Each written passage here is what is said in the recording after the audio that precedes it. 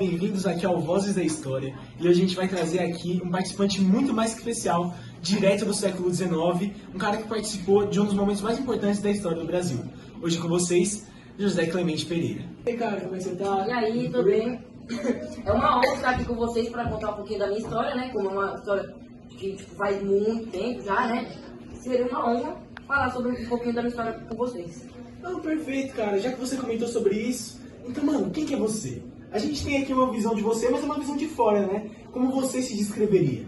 Ah, como eu me descreveria? Eu me descreveria que, primeiramente, meu nome, né? José Clemente Pereira.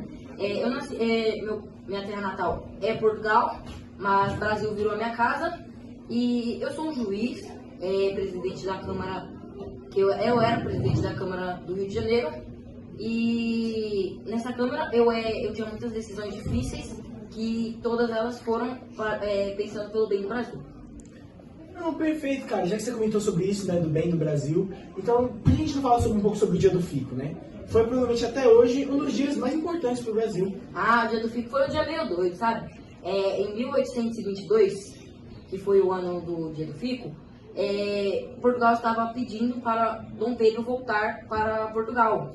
Só que o Rio de Janeiro estava temendo o que poderia acontecer se ele ficasse fora, se ele fosse embora e não continuasse como príncipe do Brasil. Aí eu e o resto que trabalhava na Câmara do Rio de Janeiro, a gente mandou uma carta pedindo para que ele ficasse pelo bem do povo. Você comentou aqui um pouco sobre Portugal, né, sobre você, Dom Pedro. Cara, como é que foi isso? Teve algum dilema dentro de você mesmo, algum conflito interno sobre essa questão entre ajudar Portugal ou ajudar o Brasil? Eu não diria conflito, eu diria como uma escolha, né? Porque mesmo Portugal sendo minha terra natal, como eu já disse, o Brasil virou minha casa. E como Portugal já era o país mais desenvolvido na época, e o Brasil ainda estava se desenvolvendo, eu decidi ficar aqui pelo bem do Brasil, né? Porque poderia ter muitos corruptos que poderiam conseguir acabar com o país, entendeu? Aí eu vim prezando pelo bem do Brasil. Não, perfeito. Você também comentou um pouco mais sobre o Dom Pedro, né? Dom Pedro, a gente também, mesma coisa que você, a gente tem uma visão bem de fora, né? Eu queria saber como é que era com você. Você que tinha uma pessoa que tinha mais contato com ele, né? O que você diria sobre ele? Eu diria que ele era meio teimoso, né? Mas ele era corajoso também. Porque com 23 anos para ser príncipe e administrar um país era meio difícil, né? Principalmente naquela época, né? E ele teve muita pressão dos dois lados, do lado do Brasil e de Portugal. Só que ele foi muito corajoso, ele teve uma decisão muito corajosa, que eu acho que, pelo menos na minha época, muitos políticos não teriam a coragem de fazer essa escolha. Eu também queria então, né, pedir agora que a gente está chegando um pouco mais perto do fim, mas ainda não estamos lá. Queria perguntar para você tem algum recado para deixar para o pessoal de hoje em dia?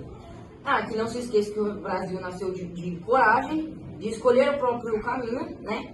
E que, né, eles não se esqueçam que o Brasil teve a independência com muita guerra, esforço da parte do Brasil e de Portugal, um pouquinho também, né? E que para ter grandes consequências, ter grandes conquistas, começam a surgir por pequenas ações, entendeu? Com essas pequenas ações, elas vão passando para grandes e no final você consegue conquistar o que você quiser. Não, perfeito. Antes da gente encerrar aqui, eu reparei que você tá meio estranhando aqui, né? A gente tem aqui alguns livros e principalmente esse objeto aqui, que é um rádio, né?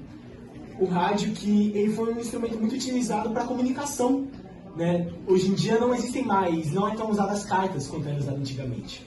Então, uma única pessoa, ela utiliza aparelhos para se comunicar através disso, entendeu? Então aqui a gente tem várias opções como volume ou até mudar de estações de rádio, para a gente ver pessoas diferentes falando sobre coisas diferentes e até ouvir músicas, né? Que eram coisas não tão comuns antigamente, mas que hoje em dia são bem comuns. Que interessante. Eu posso mexer? Com certeza, à vontade. Como é que... Você mexe aqui pro lado. Ah.